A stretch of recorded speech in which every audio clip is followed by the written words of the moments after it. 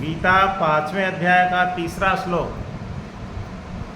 भगवान श्री कृष्ण कहते हैं, गेयः स नित्य सन्यासी यो न द्वेष्टि न कांक्षति निर्द्वंद्वो ही महाबाहो सुखम बंधात मुच्यते। कहते हैं, हे अर्जुन, गेयः स नित्य सन्यासी,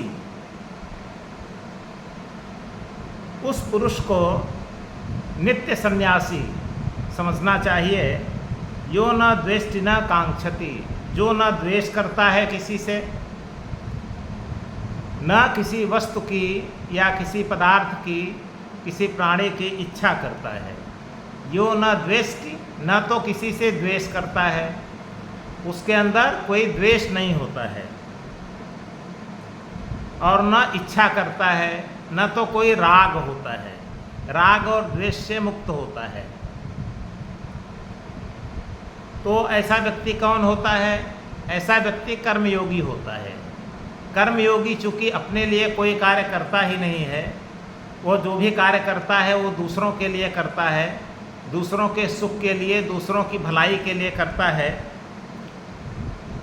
और उसके मन में कोई किसी के प्रति कोई द्वेष भी नहीं होता है। किसी के प्रति मन में कोई द्वेष न होना ये कर्मयोगी के लिए बहुत अच्छी बात है। लेकिन इससे भी अच्छी बात है कि उस कर्मयोगी के मन में कोई बुराई न हो, अंदर से बुराइयों से वो मुक्त हो, अंदर ही किसी के प्रति किसी प्रकार की बुराई की बात न हो। तो जब वो अंदर से अच्छा होता है, अंदर से बुराइयों से मुक्त होता है, तो वैसी स्थिति में बाहर तो वो लोकोपकार का कार्य करेगा ही। तो इसलिए ऐसे कर्मयोगी को कहा गया है, यो न द्वेष्टि न कांक्षति। जो कर्मयोगी न तो किसी से द्वेष करता है, न किसी की इच्छा करता है, सह नित्य सन्यासी, वह तो हमेशा सन्यासी होने योग्य है। वह किसी एक दिन नहीं, 2 दिन नहीं, 1 घंटा 2 घंटा नहीं, हमेशा हमेशा के लिए वह सन्यासी, उसे सन्यासी मानना चाहिए। क्यों? क्योंकि उसको कुछ लेना ही नहीं है। जब कोई राग ही नहीं है तो वह किसी से कुछ भी पाने की इच्छा ही नहीं रखता है, और अंदर से बिल्कुल साफ सुथरा होता है। किसी के प्रति उसके मन में कोई द्वेष नहीं होता है। तो न तो किसी के प्रति किसी भी प्रकार की कोई नकारात्मक बात होती है उसके अंदर, न ही वो स्वयं में नकारात्मक होता है। तो ऐसा व्यक्ति निर्द्वंद्वो ही महाबाहो सुखम बंधात प्रमुच्यते। निर्द्वंद्वो, द्वंद्व रहित होकर ऐसा मनुष्य द्वंद्व रहित होता है। उसके अंदर किसी भी प्रकार का द्वंद्व नहीं होता है। द्वंद्व का मतलब 2 बातें, जैसे भगवान भी और संसार भी। अब कुछ समय भगवान में मन लगा है तो भगवान को प्राप्त करना है, और तब से फिर संसार शुरू हो गया, संसार की बात मन में आ गई तो भगवान हट गए। दोनों के बीच में झूलता रहता है। तो ऐसे को कहा जाता है द्वंद्व युक्त। लेकिन जो कर्मयोगी होता है उसके अंदर ये किसी प्रकार का द्वंद्व नहीं होता है। वह ईश्वर और भगवान को ही वो सब कुछ समझता है।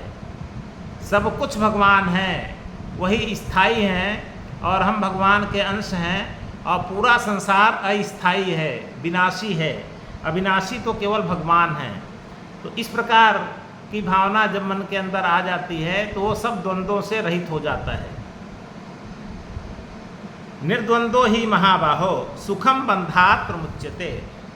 तब जब वो निर्द्वंद्व हो जाता है तो सुखपूर्वक संसार के सारे बंधनों से वो मुक्त हो जाता है। संसार का कोई बंधन उसको बांध नहीं सकता है।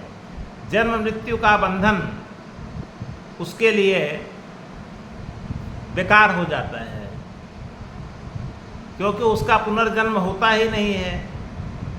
तो जितने बंधन हैं सब बंधनों से वो बहुत आसानी से सुखपूर्वक मुक्त हो जाता है। तो ऐसा होता है कर्मयोगी। अब इस कर्मयोग के द्वारा भगवान श्री कृष्ण अर्जुन को ये कहना चाहते हैं कि नहीं, कर्मयोग ही श्रेष्ठ है, और तुम कुरुक्षेत्र के मैदान में निर्द्वंद्व होकर के, राग द्वेष से मुक्त होकर के, तुम्हारा जो कर्तव्य कर्म इस समय है उसी कर्म को तुम करो तो तुम असली कर्मयोगी कहे जाओगे। तो उनका मुख्य उद्देश्य है अर्जुन को कर्म में लगा देना। जिस कर्म से वो भागना चाहते हैं, युद्ध रूपी कर्म से, उस कर्म में उनको फिर से लगा देना, फिर से गांडीव उठवा देना उनके हाथ से।